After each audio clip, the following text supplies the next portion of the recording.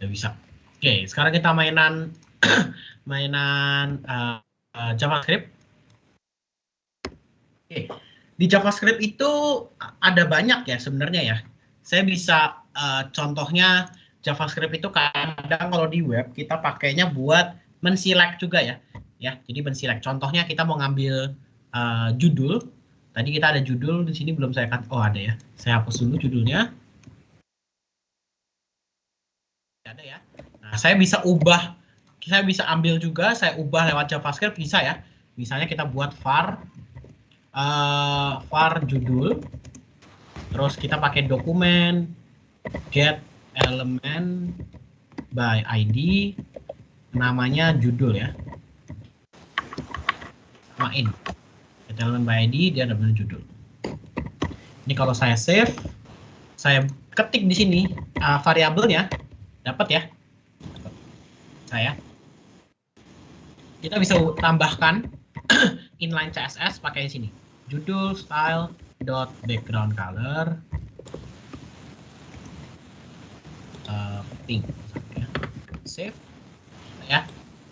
Nah, kita bisa buat kayak gitu. Ini salah satu contoh kita bisa nge-get sebuah elemen dari sini. Bahkan kita bisa ubah juga tulisannya pakai inner HTML, ubah dari JS. Ya, kita bisa buat kayak gitu. Nah, penulisan seperti ini itu ini bisa disebut ECMAScript yang jadul ya. Zaman dulu kita pakainya kayak gini. Terus juga saya bisa ngasih tahu juga kalau sekarang sebenarnya kita udah jarang ya pakai var ya. Kalau di JavaScript kita sekarang pakainya let namanya. Kalau ditanyain kenapa, apa bedanya var sama let, kalian bisa cari sendiri aja. Var sama let bedanya apa? Intinya kita apa yang bisa dilakukan var bisa dilakukan di let ya. Cuma di let kita bisa kita bisa belajar bahwa kalau di let itu nanti nggak ada yang namanya hoisting ya. Ada yang namanya hoisting. Nah, ini kalau kalian cari ada ya. Kalian misalnya belajar di Waitress School, bedanya var sama let apa gitu? Karena di var ada konsep namanya hoisting. Kita mau menghindari itu. Jadi intinya misalnya ya kita kayak gini, console log test gitu ya. Tesnya saya buat di sini, var test. Ini tulisannya undefined ya. Padahal kan harusnya error ya. Kalau kalian paham harusnya error. Ya enggak? Harusnya kan error ya. Di bahasa pemrograman lain kalau kita cetak variabel yang nggak ada pasti error. Nah kalau di sini undefined. Undefined itu berarti sama aja kalau saya buatnya kayak gini. Nggak ada bedanya kan? Jadi seakan-akan kalau misalnya di JavaScript itu kalau kita tulis console log test, dia akan naikin variabel ini, naik ada di sini ya. Kita buat variabel di sini. Nah, ini kita mau hindari ya. Kita kalau mau hindari kita pakai let gitu. Intinya kalian kalau ditanyain kenapa, ya intinya kita sekarang udah nggak pakai var. Var udah ditinggalin karena di JavaScript sekarang udah diupdate ya. Sekarang ada yang namanya let.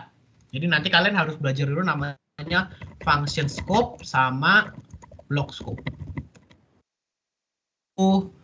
Bedanya let sama var nanti. Nah, karena kita kepengennya block scope ya, bukan function scope. Block scope itu yang normalnya semua bahasa pemrograman yang paling normal, yang benar itu tuh memang block scope ya. Tapi hanya di JavaScript kita bentuknya function scope. Nah, untuk menghindari itu kita pakai let seperti itu. Oke.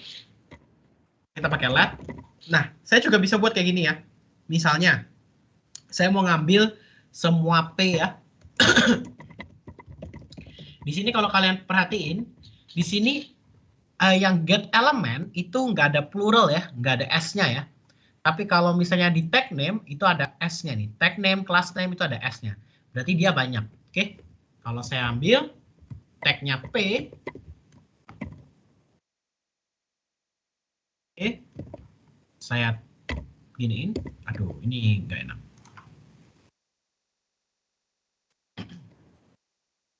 Paragraf ya. Tuh. Dia mengembalikannya HTML collection. Kalau kalian lihat di sini HTML collection, Sedangkan kalau judul HTML elemen. Oke, dia dapatnya 1. Kalau ini collection ya, bentuknya collection. Sekarang kalau saya pengen warnain semua, harusnya kan normalnya gini ya, paragraf ya, terus style, background color, misalnya blue ya. Ini nggak bisa ya. Error. Kenapa error? Karena dia tipenya tadi, kalau kita lihat paragraf, tipenya array ya, bentuknya ada kurung siku ya, array. Berarti kalau kita mau warnain semua pakai, ada yang tahu? Kita butuh apa? Lupa. Butuh looping. For Butuh apa, each. guys? For each. For each, boleh pakai for each. Kenapa pakai for each? Ngubah satu-satu, Pak. Iterasi, Kak. Ya, karena kita butuh melakukan iterasi ya. Kan ini kan bentuknya array ya. Kalau kita mau warnain satu-satu bisa. Kita pakai indexing. 0 misalnya. Ya dapat nih 0 ya. Dapat. Biar beda. Misalnya ini red. Nah, ini red ya, dapat ya. Bisa. 1. Bisa tuh pindah terus sampai bawah ya. Bisa semua.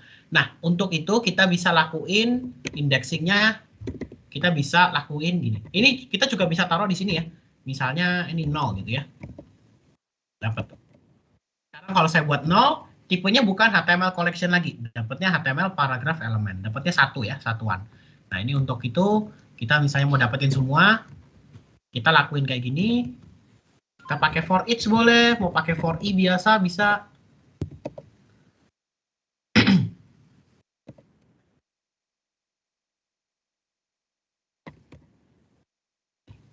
Kita pakai i, ini paragraph.length ya, paragraph.length. Terus di sini kita ganti.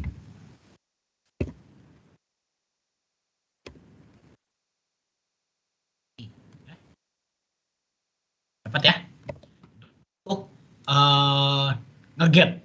Nah, ada lagi, satu lagi, kita bisa lakuin nge-get tadi. Ini ada dokumen get element, dokumen get element. Ada yang baru sekarang namanya adalah query selector ya, query selector. Dokumen query selector. Nah, query selector itu ada 2 ya. Yang satu query selector dia mengembalikannya satu elemen aja. Yang query selector dapatnya semua, dia bakal bentuknya array ya. Nih, contohnya query selector. Misalnya saya mau ngambil judul, nggak bisa kayak gini ya. Kita harus pakai query yang ada di CSS, persis sama ya. Misalnya tadi saya mau ngambil yang LI ini ya. Saya bisa ngambil gini. Berarti tadi apa? UL B .list NTH child 4. Saya bisa kayak gini. Saya ambil, saya buka. Dapat ya? Tuh, dapat ya. Sekarang saya buat kayak gini, query style atau ganti ya, inner HTML. Nah ya, bisa ya. Kayak gitu. Kita bisa lakuin kayak gitu. Terus ada yang lain, selain itu kita bisa buat on click fungsi ya. Query on click. Aduh. Query on click ya, oke.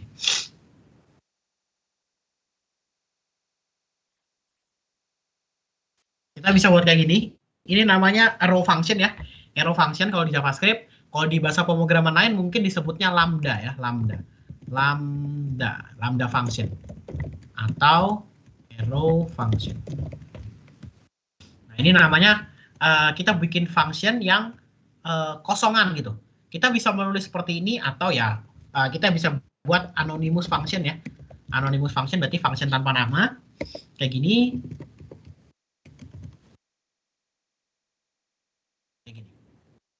Ini adalah item keempat. Kalau saya klik, dia berubah ya.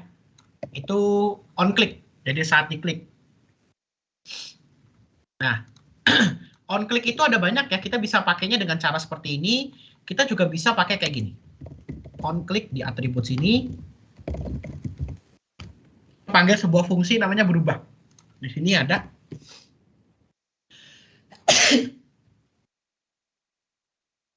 function. Nah, kita panggil misalnya query yang atas ini, kita kalau klik yang ketiga, dia bakal ngerubah yang keempat. Kita bisa ya.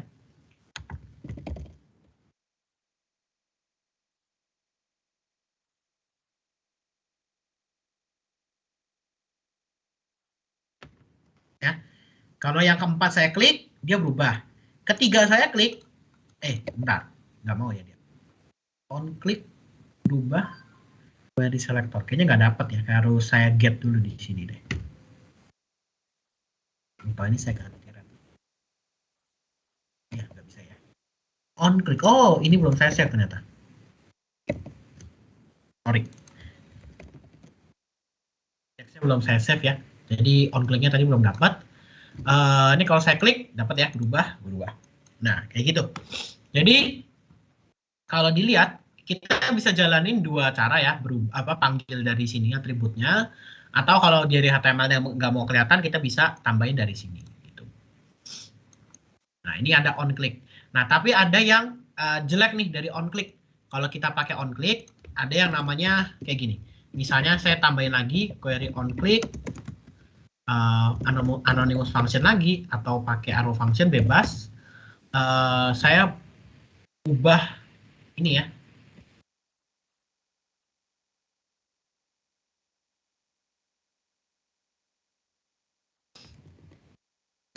misalnya red.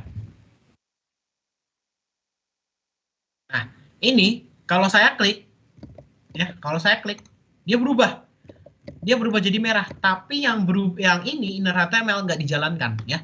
Jadi jeleknya kalau on click itu hanya bisa menjalankan salah satu dan yang diambil hanya yang paling terakhir ya, karena dia jalannya kan bacanya juga sama ya, atas bawah kiri ke kanan, dia bakal sampai bawah, dia pas ngecek sampai sini terus ditimpa ini, di overwrite ya, Nah untuk mengakali itu kita ada yang namanya satu lagi, query at event listener.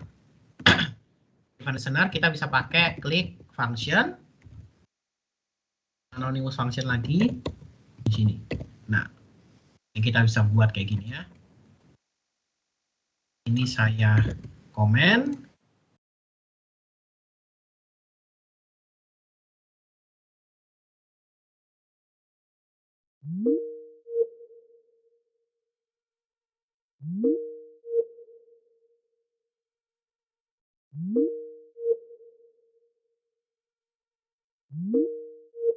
Itu add event listener. Nah, ini nanti bakal kepake sebelum kita masuk ke JavaScript ini ya, array of object. Sebelum kita mainan array. Nah, sampai sini dulu deh. Ada yang mau ditanyain dulu nggak? Terkait JavaScript nih. Add event listener, terus on click.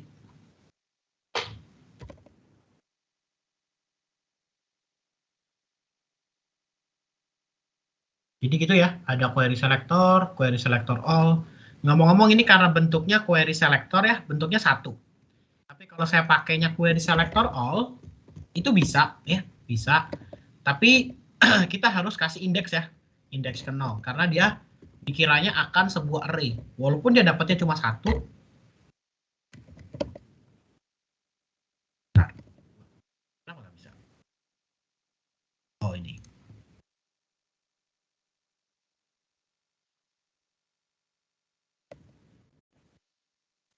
Bisa ya.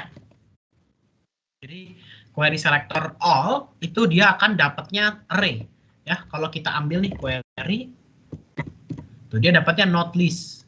Bentuknya tapi array ya. Bentuknya kalau dilihat kurungnya siku, kurung siku. Oke. Sampai sini masih nangkep ya? Masih, Kak. Oke, masih Nangkep, Kak. lanjut. Sip. Thank you. Kalau gitu kita lanjut sekarang masuk ke materi ini, array of object.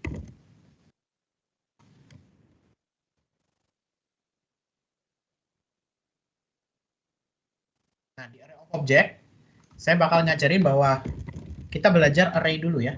Array di JavaScript. Eh, sebagai yang kalian tahu, tadi kan saya udah ngomong ya bahwa array itu bentuknya kurung siku. Jadi kalau saya buat misalnya let array kurung siku 1, 2, 3, 4 ya. Solok array keluar ya 1, 2, 3, 4. 1, 2, 3, 4. Nah, yang kalian pahami selama ini array itu kalau dalam teori itu array itu apa sih guys? Ada yang tahu nggak?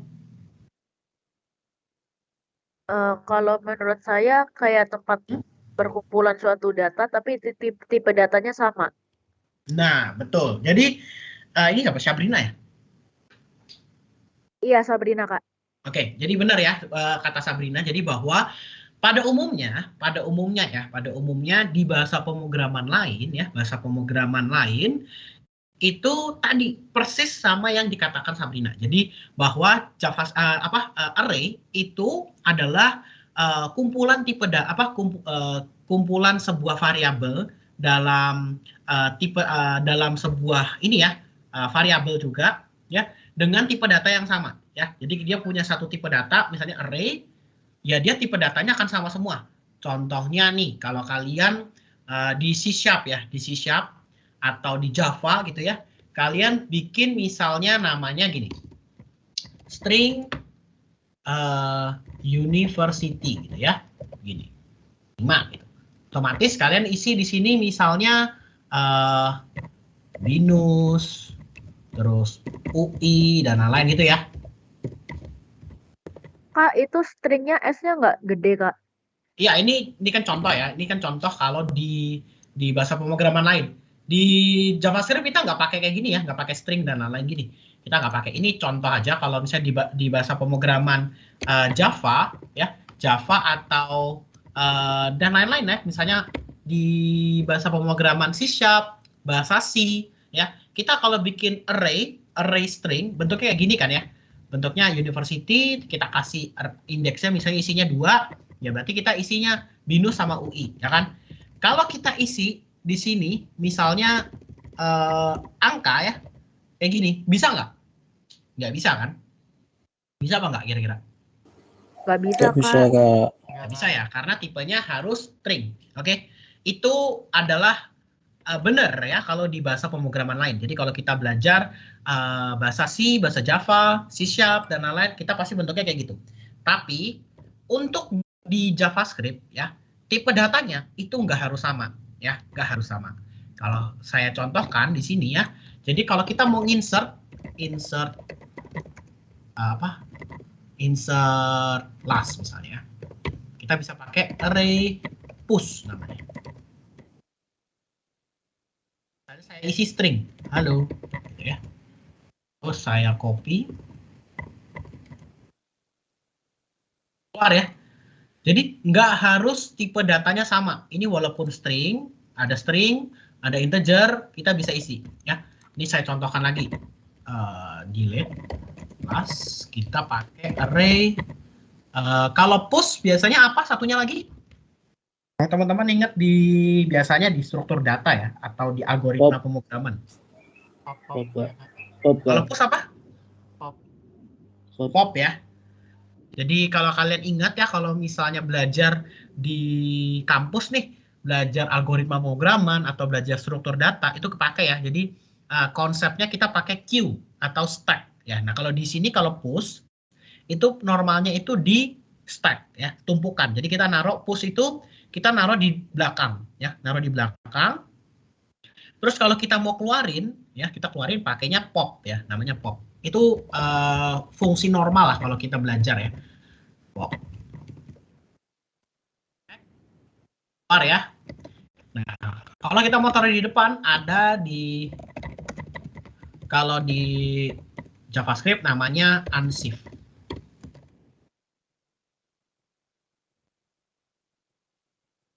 Ya, keluar ya. Terus kita bisa bikin satu lagi, delete first, array shift berarti ya, kebalikannya. Ngomong-ngomong, karena JavaScript itu tipe datanya jenis pemrogramannya itu adalah ini ya udah high level language, kita sebenarnya nggak harus pakai titik koma ya. Ini tanpa titik koma pun sebenarnya bisa jalan. Tapi karena saya memang membiasakan diri kasih titik koma biar nanti pindah-pindah bahasa pun nggak bingung ya. Misalnya kalian kan kalau ngoding di web gini kan HTML, JavaScript mungkin nggak pakai ya, nggak pakai titik koma. Tapi nanti saat kalian pindah ke Java-nya atau ke C#-nya, kalau kalian udah kebiasaan tanpa titik koma nanti akan repot sendiri gitu. Kalau saya emang udah saya biasain pakai titik koma. Walaupun di JavaScript nggak perlu ya, nggak perlu. Oke. Ini udah ada bentuk array seperti ini ya, emang array seperti itu. Oke, sekarang saya ngasih tahu lagi, ada yang namanya array multidimensi ya, array multidimensi. Kita bisa buat kayak gini, array multi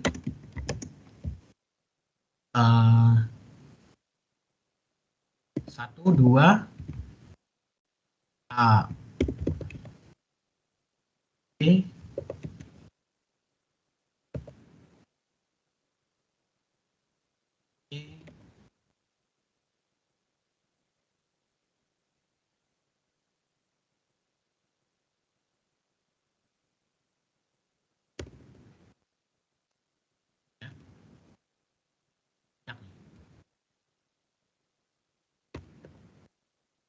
kalian cek, dia bentuknya nyambung nih, bahkan boolean aja bisa masuk ya. Kalau kita lihat, dia di dalam array ada array. Itu yang kita sebut array multidimensi ya, array multidimensi. Nah, kalau tadi, kalau kita mau ngakses 4 di sini, berarti kan kita tinggal panggil array 0, 1, 2, 3 ya. Berarti array 3 dia bakal nampilin 4. Oke? Kalau saya minta tolong kalian untuk tampilin tulisan D, kira-kira gimana? Saya harus konsolok apa di sini?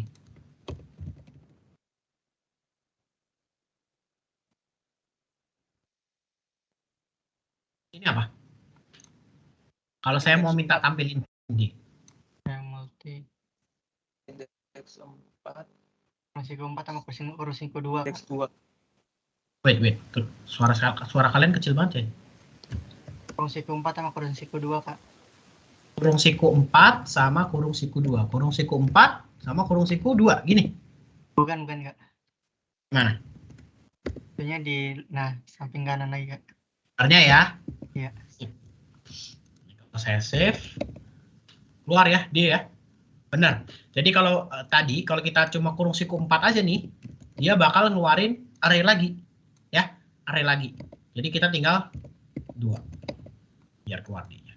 Jadi kalau kita buka nih di sini array multi ya. Kan keluarnya gini.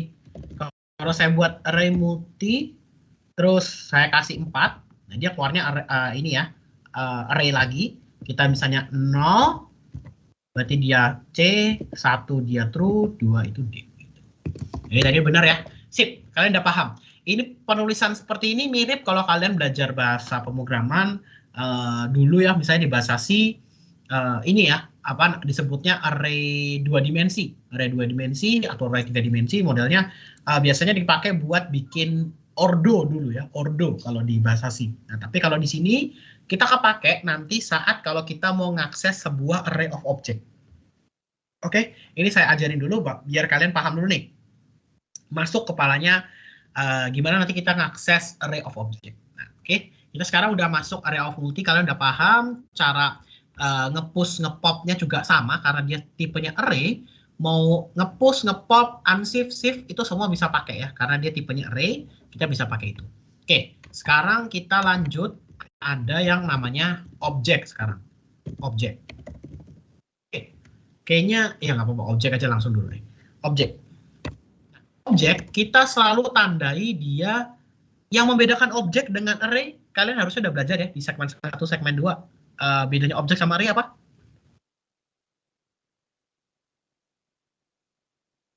Gimana guys? Kalau objek ngaksesnya pakai key ya. Oke, kalau objek mengaksesnya pakai key. Betul.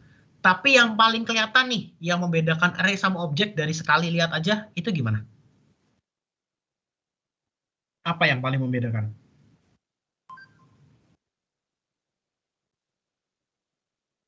Objek pakai kurung rawa. Betul, itu dia. Betul ya. Jadi yang paling gampang ya kalau kita mau bedain array sama objek ya. Kalau di bahasa pemrograman apapun ya, array itu selalu kurung siku, kalau objek itu ditandai kurung kurawal. Oke, kurung kurawal yang bentuk ini ya guys ya. Jadi kalau misalnya saya buat nih objek atau obj biasanya saya buat kayak gini nih. Saya bisa ya, langsung ini sebuah objek gitu. Nah, saya bisa deklarasiin pakai kayak gini. Kita butuh key sama value ya. Key sama value-nya bebas namanya. Saya bisa buat name. Oh, ini biar lebih gampang kita kasih mahasiswa aja deh biar gampang ya. Name isinya apa misalnya Budi gitu ya. Terus kita punya name misalnya A11 2015.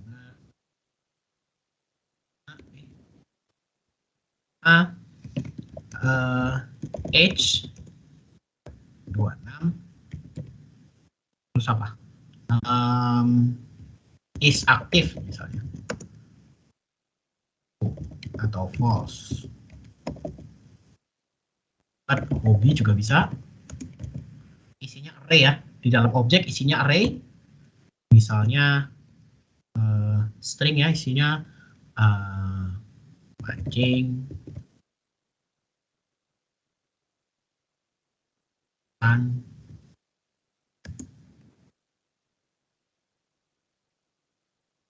konsol log mahasiswa. Ini bentuknya udah bentuk kayak array, kayak ini ya, API kalian yang kalian buat ya. Kenapa? Karena ini disebutnya objek di dalam JavaScript ya. Ya, objek dalam JavaScript. Kan kalau kalian bikin API itu tipenya JSON. Nah, JSON sendiri itu kan singkatan dari JavaScript Object Notation. Makanya saat kita bikin objek di JavaScript bentuknya mirip kayak API kalian kalau kalian lihat ya. Jadi kalau sekarang nih bentuknya kayak gini. Kira-kira kalau saya minta tolong kalian buat tampilin tulisan tawuran, kira-kira gimana? Konsol log tulisan tawuran. mhs.hobi Kurung satu, hobi kurung siku satu ya.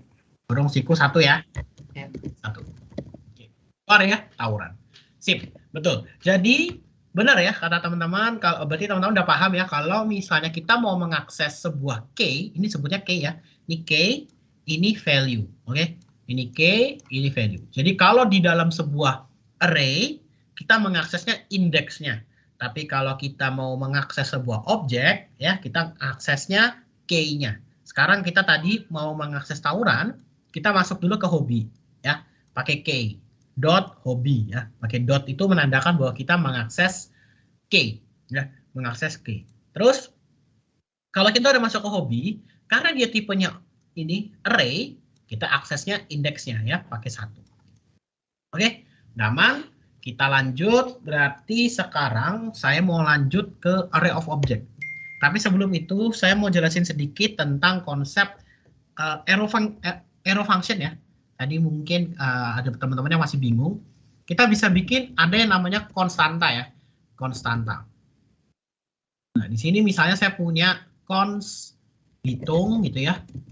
Saya bisa buat kayak gini. Fungsi. Di sini saya isi x, y parameter, terus return x tambah y. Ya, saya bisa buat kayak gini. Console log hitung 5 tambah 10, gitu ya. 15. Ini adalah salah satu contoh. Nanti kalian bakal kepake buat arrow function ini buat nanti di Ajax ya, asynchronous JavaScript dan lain-lain. Kalian bakal kepake. Jadi ini memudahkan kalian dalam penulisan function yang panjang-panjang ya. Kita bisa buat functionnya itu dimasukin ke dalam variabel. Nah, variabel ini tinggal kita giniin aja. Itu ya. Nah, kalau kalian udah paham ini, nanti ada namanya mapping, ada banyak banget ya JavaScript itu fungsi-fungsi yang powerful ya, bisa dibilang. Nah, ini contohnya. Sekarang saya punya konstanta ya. Konstanta itu kalau kita tahu ya, konstanta cons nilai. Misalnya saya punya nilai 60 gitu ya. Kalau saya ganti nilai apa? Ini konsol log dulu. 60. Kalau saya ganti di sini nilai sama dengan 90 nih, biar lulus dapat A misalnya ya. Error ya. Assignment to constant variable. Nggak boleh. Kita nggak boleh ganti sebuah nilai. Ya, biasanya ini buat P gitu ya, diisi 3,14. Ya, misalnya. Cuma kalau saya tadi contohnya di sini kita pakai nilai, itu tujuannya biar nilainya nggak bisa diganti. Oke, ini juga nggak bisa diganti. Kalau misalnya bentuknya saya isi udah saya tulis string gini, mau saya ganti pun dia juga nggak bisa ya. Assignment to constant variable, ini bentuknya string tuh, warnanya putih. Oke, tapi ada hal yang perlu kalian tahu. Biasanya objek itu kita bentuknya konstan, ya. Objek bentuknya konstan. Misalnya, saya bisa buat kayak gini. Const user gini ya. Dia bentuknya objek. Kita bisa isi sih sebenarnya kayak gini. Username, admin, user dot password. Ini penulisannya sama ya. Kita bisa buat langsung di dalam sini bisa. Terus kita bisa dibuat di luar gini juga bisa. Oke. Misalnya root.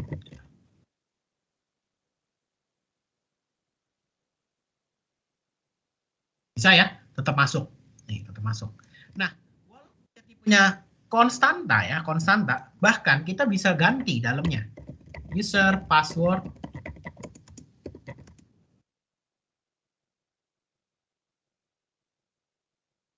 Berubah ya, bisa. Jadi, konstanta, kalau dalam bentuk dia tipenya objek, konstanta tipenya objek, kita tetap bisa ganti value dari key-nya ya. Atau key-nya bahkan kita bisa tambahin juga. Contohnya di sini saya nambahin key, username sama password bisa. Bahkan kita bisa ubah juga walaupun dia tipenya konstanta yang harusnya tidak bisa dirubah. Terus apa bedanya? Maksudnya kenapa kita pakai konstanta gitu? Kenapa? Karena konstanta itu tujuannya untuk biar objek ini nggak bisa diganti juga. Misalnya ya, saya punya user, satu belondong ini yang bentuknya objek, saya ubah jadi string misalnya. Nah, ini baru nggak bisa, assignment to constant variable. Gitu.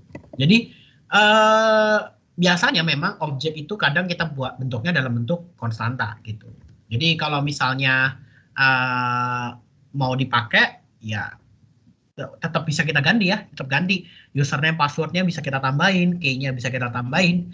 Cuma ya kita bisa ini ya seenggaknya membuat bahwa si user ini nggak bisa ditimpa dengan objek lain gitu, atau kita nggak bisa dengan tipe data lain, misalnya dengan diganti jadi string, diganti jadi integer, gitu. Sampai sini paham? Paham, Kak. Paham nggak? Paham. Paham, Kak. Sip. Aman ya. Berarti kita lanjut. Jadi selain itu objek, kita bisa buat macam-macam. Nah, tadi kan ini kan bentuknya objek ya. Kita belajar mainan objek semua. Nah, ada lagi kita bisa bikin namanya array of object. Nah, ini udah mulai masuk ke konsep API kalian. API kalian harusnya bentuknya array of object ya.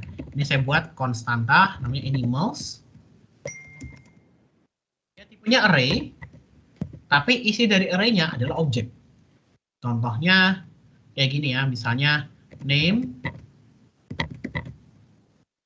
nemo, species,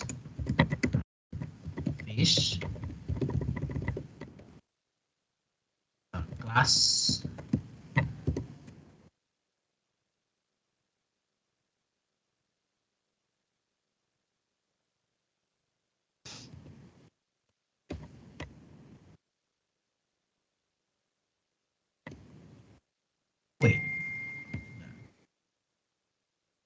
set, ganti-ganti aja.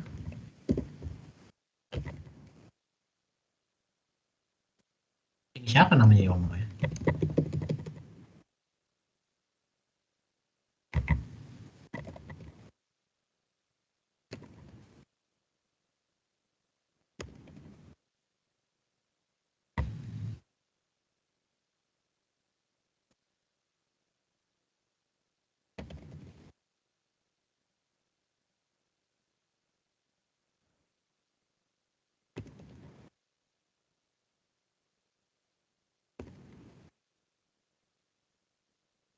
sekarang punya array of object bentuknya kayak gini ya. Kita bisa buat animal. Mana? Animals. Keluar kok harusnya. Oh, karena ada constant variable ini. Ya. Maaf, nggak lihat. Jadi kalau ada error, dia nggak bakal jalanin bawahnya ya. Dia bentuknya break. Sorry. Tadi nggak lihat. Oke, sekarang kita udah buat kayak gini ya. Ini harusnya bentuknya udah mirip kayak API yang kalian punya. Ya, API yang kalian punya. Sekarang, kalau saya mau ngakses invertebrata di sini, berarti saya harus ngapain di sini?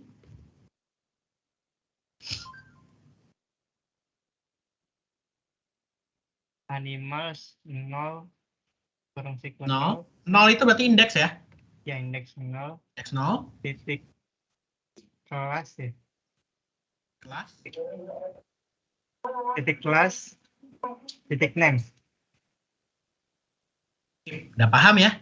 Kalian udah mulai paham nih cara ngaksesnya nih ya. Jadi kalau kita mau ngakses ke sini kita berarti akses dulu, dilihat dulu ini apa. Oh, dia ini indeks ya pasti karena dia array. Berarti kita akses dulu indeksnya. Array 0 karena ini sekarang dia bentuknya objek ya berarti tinggal dot class dot name masuk. Oke.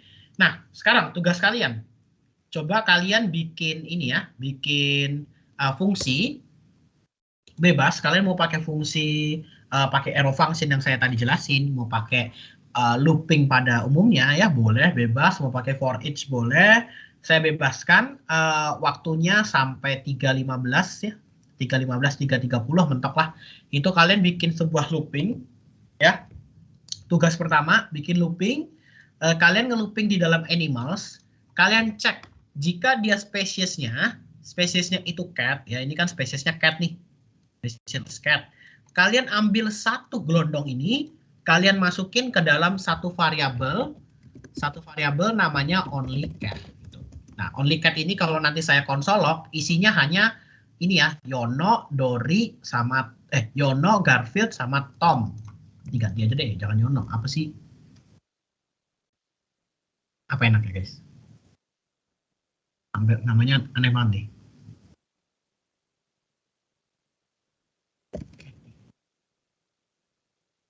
Oke, gini. Jadi nanti yang muncul hanya Katy, Garfield, sama Tom ya. Itu saat kita looping ya. Looping kalian ambil segini. Kalian kasih logika jika spesiesnya cat diambil ya. Terus kalian tugas kedua ya, kalian looping ya satu-satu, looping satu-satu. Jika dia spesiesnya fish ya, ubah tulisan invertebrata ini menjadi non mamalia gitu ya. Non mamalia, non strip mamalia gitu. Jadi kalian override nih, kalian timpa nih tulisan name invertebrata kalian timpa. Itu pakai looping ya. Kalian bisa rubah pakai looping. Kalian coba satu-satu aja. Terus habis itu kalian looping. Nah, itu untuk buat ngasah kalian gimana nanti kalian bakal mainan di array of object untuk di API ya. Jadi kalian bisa lakuin sekarang. Ini saya copy dulu fungsi apa di Discord ya. Kalian bisa lihat. Nanti 3.30 saya minta kalian kirim codingan kalian di dalam ini ya. Di dalam bentar, kalian di mana sih? Amsterdam. Bukan ya? Osaka. Johannesburg, Kak. Johannes sama Osaka ya? Benar nggak sih? Iya, Iya, kalau Kak. untuk kelas C, Osaka. Sisa kelas C.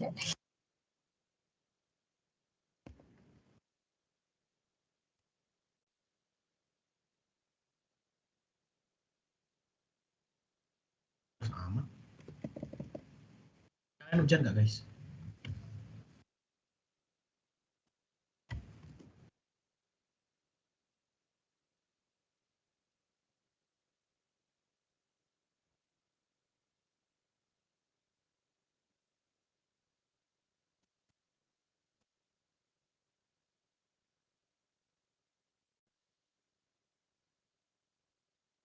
Kalian bisa dibuat jadi satu codingan aja.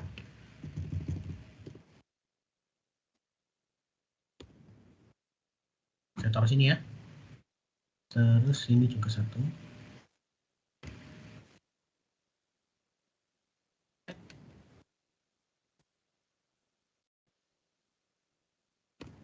Nah, kalian nanti taruh codingan kalian di sini aja ya, di stack tugas ini nanti sampai 3.30 lah, 30 menit cukup lah. Kalian sekalian sholat dulu sebentar, nggak apa-apa.